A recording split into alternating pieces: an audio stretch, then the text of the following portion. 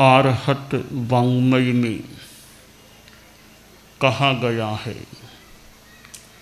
कामाणु विद्धिपभवं खुदुःखम सर्वस्य लोकस्य सदैव गस्य जंकाइयं मानसीयं च किंचि तस्संतगम गच्छै वीयरागो। प्रश्न किया गया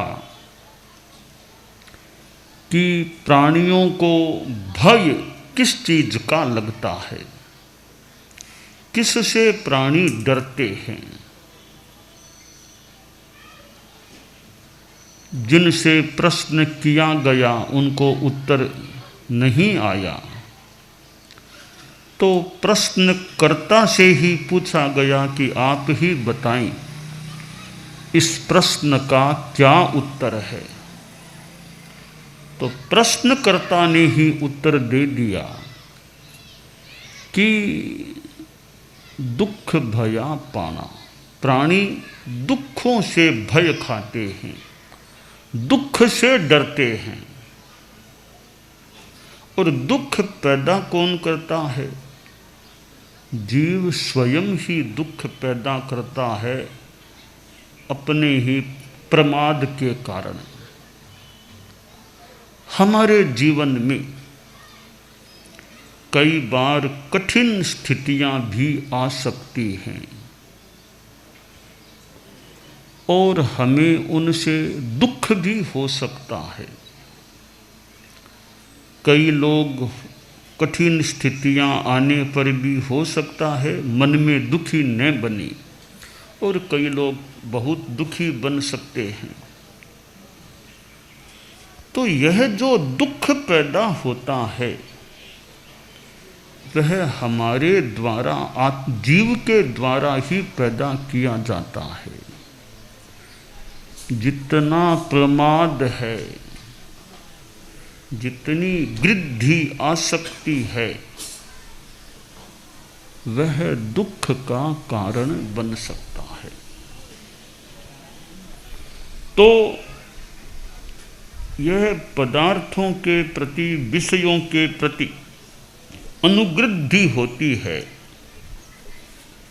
उससे दुख पैदा होता है। शास्त्रकार ने कहा है, कामाणु विद्धिपभवं खुदुःखम सर्वस्य लोकस्य सदैव गस्य, कि सारा संसार लोक है देवों सहित, वो दुख जहाँ भी होता है वह कामानुवृद्धि से पैदा होता है।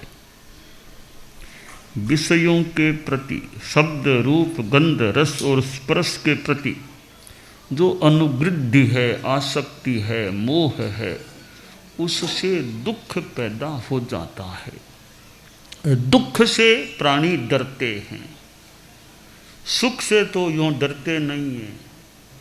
किसी रूप में दुख की संभावना लगती है, बीमारी की बात सुन ले कि डॉक्टर की रिपोर्ट आ गई है कि आपके तो ये बीमारी है। बीमारी की बात सुनने से आदमी घबरा सकता है।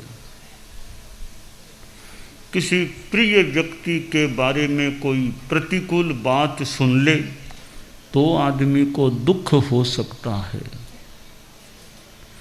खुद का कोई अपमान हो जाए, डिग्रेड, कोई अवमानना हो जाए, अवरोहण हो जाए, तो आदमी घबरा सकता है रे कि मेरी पोस्ट को खत्म कर दिया जाएगा।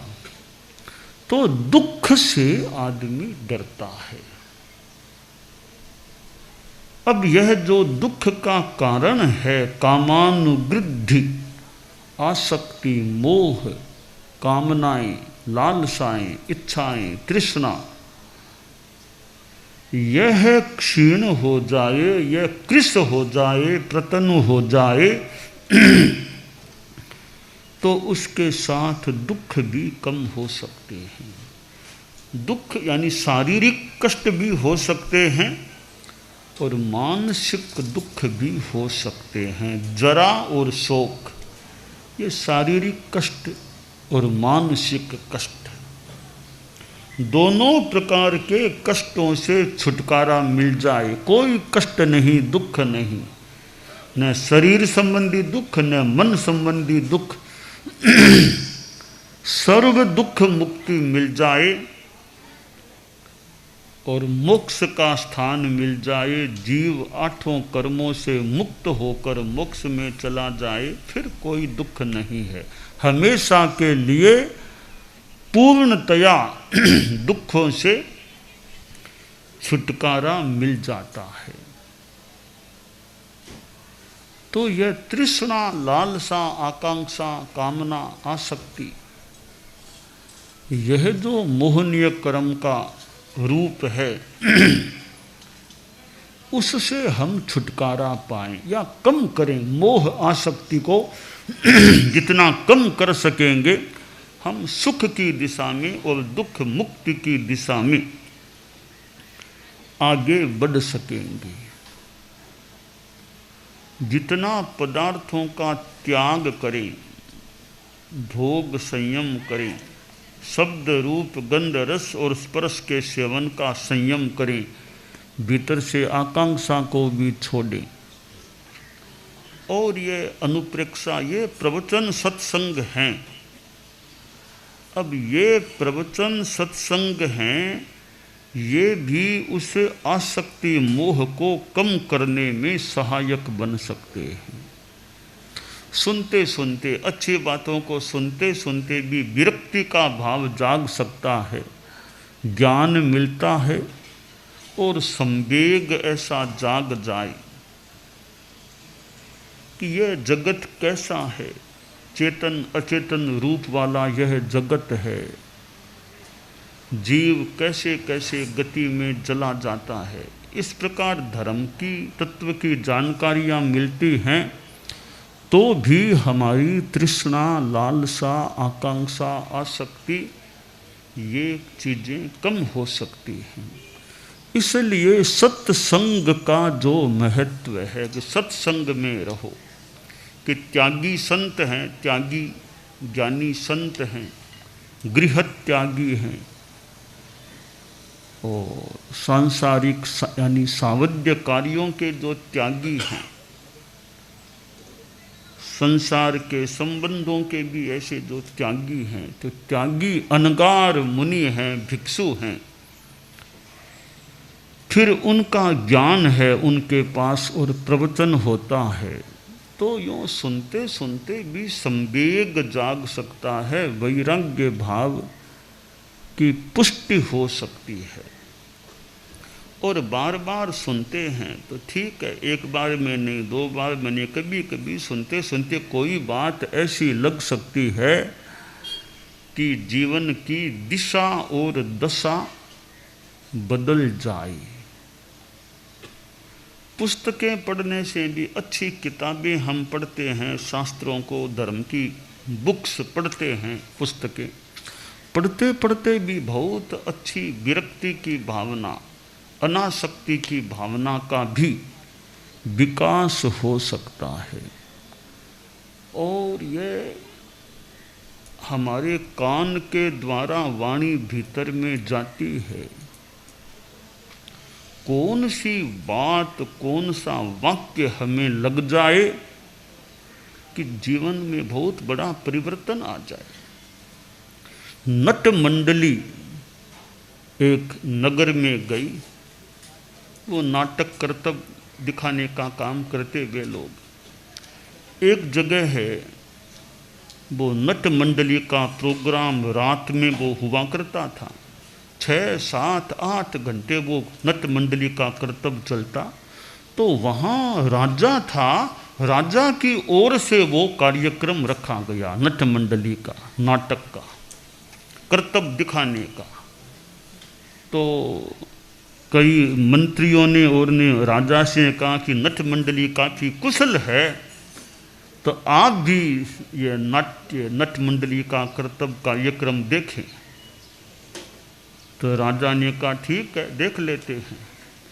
तो वो रात को राजा भी वहाँ बैठ गया, राजा का सिंहासन आसन लग गया था, साथ में राजकुमार भी हो गया, राजा की बेटी थी राजकुमारी, वो भी आ गई। कई जने और मंत्री और सचिव कई सब यूँ आ गए कि आज प्रोग्राम देखेंगे। ये प्रोग्राम और दुनिया में चलते हैं, भिन्न भिन्न प्रकार के कार्यक्रम चलते हैं और लोगों को ऐसे कार्यक्रमों में रस भी आता होगा। कई ये भजन संध्याएं, भजन संध्याएं होती है, गीत भजन, उसमें भी लोगों को काफ़ी धार्मिक आध्यात्मिक गीत होते हैं, भजन होते हैं। भिक्षु स्वामी के भी हमारे वो रात को धम्म जागरण और गीत होते हैं, अच्छे गाने वाले हों तो लोगों को उसमें भी रस आ सकता है। वो तो फिर भी धार्मिक है, धर्म की चेतना से थोड़ा जुड़ा हुआ प्रोग्राम। और ये थोड़ी नाटक आदि थोड़े बाह्य भौतिक हो सकते हैं, लोगों को इनमें भी रस आता होगा। तो राजा भी बैठ गया, राजकुमार राजकुमारी और मंत्री सचिव कई देख रहे थे। प्रोग्राम शुरू हुआ, नट मंडली ने अपना कर्तव्य दिखाना शुरू किया। 3 घंटे बीत गए, 4 घंटे बीत गए, 5 घंटे बीते। जो मुखिया नट था उसको आशा थी कि आज तो राजा आए हैं, तो जब थोड़ी देर आधा प्रोग्राम हो जाएगा तो राजा खुद बख्शीश करेगा, कुछ घोषणा करेगा, हमारे लिए अनुदान और कुछ देगा। राजा तो मौन भाव से बैठा, कुछ भी नहीं बोला। राजा नहीं बोला तो और तो बोले ही कौन, राजा के सामने और तो बोले ही कौन। भी राजा बोले तो बोले, और तो प्रोटोकॉल के हिसाब से भी कोई घोषणा कैसे करे। राजा कुछ बोला नहीं। तो मुखिया नट ने सोचा, रे इतना दिखा दिया, अब तक राजा ने कुछ भी बख्शीश घोषणा कुछ नहीं की, उत्साह कम हो गया। तो उसने थोड़ा अपने साथियों से कहा, रे क्या प्रोग्राम दिखाना, कुछ भी घोषणा नहीं, कुछ भी प्रोत्साहन नहीं मिला हमको, बंद करें। तब वो पास वाले ने कहा, रे भाई बंद नहीं करना, कि बहुत गई थोड़ी रही, रंग में भंग मत करो। रात इतनी बीत गई, थोड़ी रात बची है, कुछ टाइम बचा है, अब रंग में भंग मत करो। बहुत गई थोड़ी रही, यानी बहुत रात गई थोड़ी रात रही है, रंग में भंग मत करो, दिखाओ, छोड़ो मत बीच में। वो थोड़ा जोर से बोला वो साथी के, बहुत गई थोड़ी रही, रंग में भंग मत करो, बहुत गई थोड़ी रही, रंग में भंग मत करो। तो वो लोगों ने ये भी वाक्य सुना, भी क्या बोला है, बहुत गई थोड़ी रही, रंग में भंग मत करो। 1, 2, 3 मिनट बीते, राजकुमार खड़ा हो गया।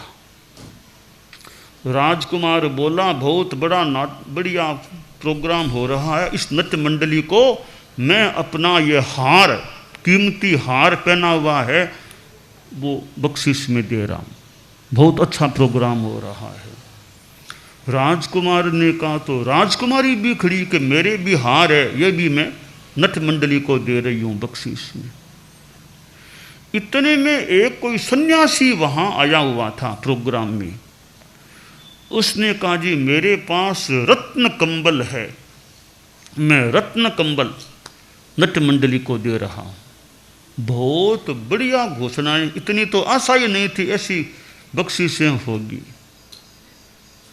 राजा को थोड़ा बुरा लगा कि प्रोटोकॉल के अनुकूल नहीं है, कम से कम राजकुमार है, मेरे पास ही बैठा था, थोड़ा मुझे पूछे बिना, हाँ मैं कहता कि घोषणा कर दो वो तो ठीक, या मुझे पूछ लेता, मैं कहता भी दे दो घोषणा तो ठीक है, मुझे बिल्कुल पूछे बिना इस प्रकार घोषणा कर। राजकुमारी बेटी है, महिला है, पिता पास बैठा है, बिल्कुल अनुमति लिए बिना घोषणा कर देना, यह एक सम्मान प्रोटोकॉल की व्यवस्था के अनुकूल नहीं। राजघराने के हम लोग हैं, तो राज परिवार में ये संस्कार नहीं रहे कि राजकुमार, जबकि मैं एकदम पास बैठा हूँ, दूर होता तो मान ले सा राजा पास नहीं, एकदम पास बैठा हूँ, थोड़ा सा मुझे कह देता, अभी पिताश्री आप कहो तो मैं घोषणा कर दूँ, एकदम प्रोटोकॉल के अनुकूल बात होती। आप घर में हो, पिता बैठा है, पिता को बिना पूछे बेटा घोषणा कर दे, तो पिता भी कि मैं घर में बैठा हूँ, बड़े को पूछे बिना छोटे ने कैसे घोषणा कर दी। तो परिवार में थोड़ा सा कि परिवार का हमारा अनुशासन व्यवस्था है, तो बिना परिवार का मुखिया है उसको बिना पूछे कोई ऐसे घोषणा क्यों करे। एक प्रश्न हो सकता है, गलत भी हो सकता है कि अब बड़ों की अनुमति लिए बिना काम हो गया। सन्यासी तो ठीक है, हमारे परिवार का नहीं है, वो तो बिना पूछे कोई मतलब भले करे। राजा के पास राजकुमार राजकुमारी है, राजा निकट पास में है, इन दोनों ने बिना पूछे कैसे किया। राजा ने गंभीरता रखी कि अभी तो नहीं बोलना, बाद में इनसे बात करनी, अभी ऐसे कैसे किया। कार्यक्रम संपन्नता की ओर चला गया। अभी तक लोग उठे नहीं थे, प्रोग्राम के संपन्नता की घोषणा होगी, लोग अभी भी उठ रहे थे, लोग कई बैठे थे। तब राजा ने राजकुमार से पूछा कि बेटा तुमने घोषणा की, जरूर दे दो, हार दे दो इनको, घोषणा की तो देना ही है, दे दो, पर मेरा प्रश्न है मुझे बिना पूछे कैसे घोषणा की। राजकुमार बोला पिताश्रीयों, अच्छा तो होता मैं थोड़ा आपसे अनुमति लेता, पर इतना मन में भाव जगा कि वो पूछने की बात दिमाग से निकल गई, मैंने सीधी भावुकता में आकर घोषणा कर दी। इतनी भावुकता क्यों आई, इतना क्यों मन हुआ देने का, इतनी क्या खास बात थी। पिताजी मैं महल में जाने के बाद बताऊंगा। राजकुमारी से कहा तुम बोलो कि पिताश्री बात है, मैं आपको घर जाकर ही बताऊंगी। बाबा था, बाबा से पूछा कि आपने इतनी बड़ी घोषणा कैसे की कि महाराज यह जो वाक्य बोला अभी कर्तव्य दिखाया, उसमें कोई मेरे खास नहीं था आकर्षण, तो वाक्य बोला गया नट मंडली में से बहुत गई थोड़ी रही, रंग में भंग मत करो। महाराज बात मैं सबके सामने बोल दूं कि मेरे मन में आ गया था कि सन्यास को छोड़ दूं। क्यों इस सन्यास का कष्ट भोगना, घर में संसार में जाऊं। सन्यास छोड़ने के लिए मैं आश्रम से चल पड़ा था गांव घर जाने के लिए। बीच में ये देखा प्रोग्राम हो रहा है तो मैं भी देख लूं, तो प्रोग्राम देखने के लिए बैठ गया।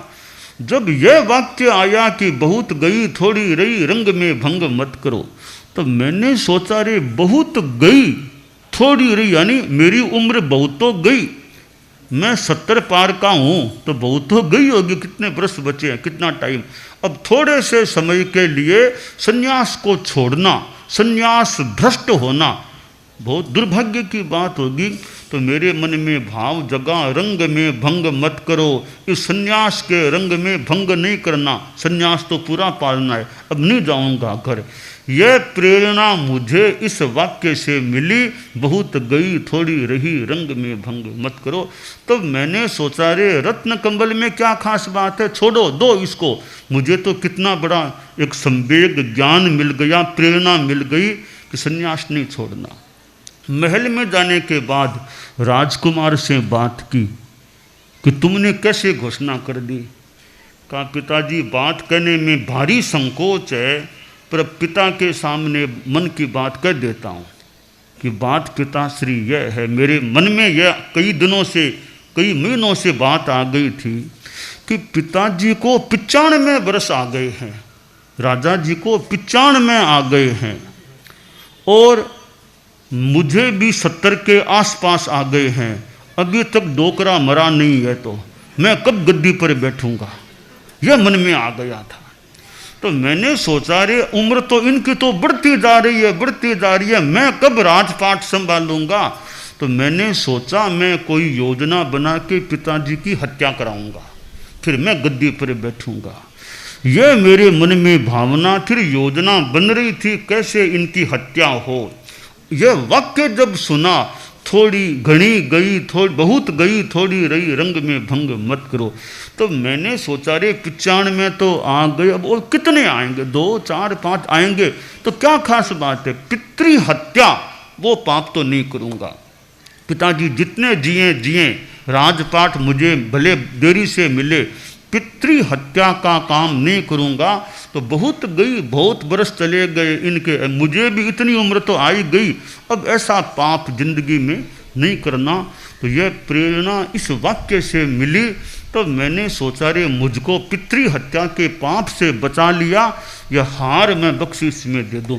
तो नटमंडली ने कर्तव्य दिखाया, वो कोई खास बात नहीं, ये एक वाक्य जो बोला वो खास लगा मुझे, इसलिए मैंने हार दे दिया। फिर राजकुमारी से पूछा कि तुम बोलो, तुमने क्यों दिया?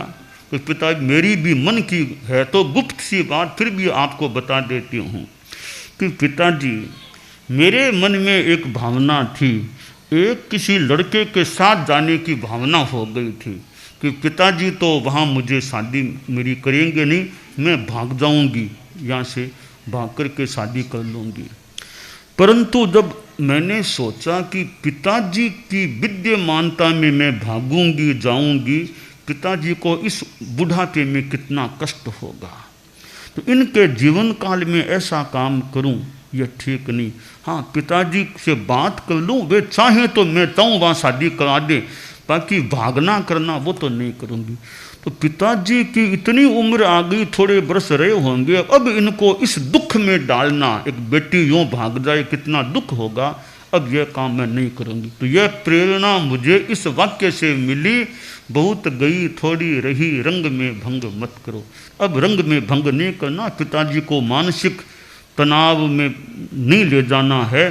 तो मैंने वो निर्णय छोड़ दिया भागने का। यह प्रेरणा देने वाली नटमंडली है, इसलिए मैंने इस वाक्य के लिए कि जो वाक्य कहा, बहुत गई थोड़ी रही, रंग में भंग मत करो, इसके लिए मैंने अपना हार दे दिया। अब देखिए, सुनते सुनते एक वाक्य कितनों ने सुना होगा, पर इन तीनों को कैसी प्रेरणा मिली, दिशा दशा बदल गई। जो गलत काम करने का था वो करने से बच गए, नहीं किया। तो ये प्रवचन सत्संग जो होते हैं, और भी कई अच्छे समझदार ज्ञानी लोग कोई बात बताते हैं, तो कोई कोई बात ऐसी हो सकती है जो हमें एक प्रेरणा देने वाली बन जाए और गलत कार्य करने से हमको बचा ले। तो ऐसे कई अवसर जीवन में आ सकते हैं कि हम गलत काम करने से बच जाएं। तो संतों का, साधुओं का, ज्ञानियों का, त्यागियों का और ज्ञानियों का जो प्रवचन होता है, रोज सुनते रहो।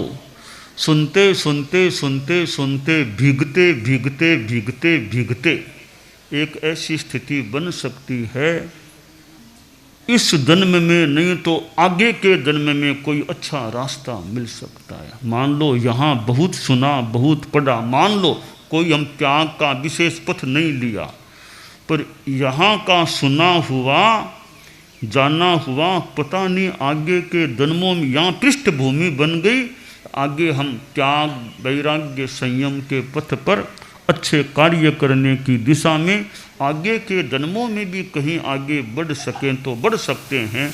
ऐसी भी संभावना होने की एक संभावना लग रही है, प्रतीत हो रही है। तो इसलिए यह धर्म श्रवण सुई मानुसत्तम सुई श्रद्धा संजमम्य वीर्यम, कि श्रवण का मौका मिलना, सुनने का मौका मिलना। आदमी हर किसी की बात न भी सुने, जहाँ थोड़ा आकर्षण हो, थोड़ी जिज्ञासा हो, कुतूहल हो, उत्साह हो, श्रद्धा हो, तो आदमी सुनने के लिए ठहर सकता है, बैठ सकता है। तो साधु के प्रति भी एक रुचि हो, श्रद्धा हो, आदमी साधु को सुनता है। साधु की कल्याणी वाणी एक दूसरों का कल्याण करने में निमित्त भूत सहायक बन सकती है। तो यह जो विषयों के प्रति, शब्द, रूप, गंध, रस और स्पर्श के प्रति जो आसक्ति, मोह होता है, वो अच्छी बातों को सुनते सुनते कभी छूट भी सकता है, कम हो सकता है, और चेतना ऊर्ध्वारोह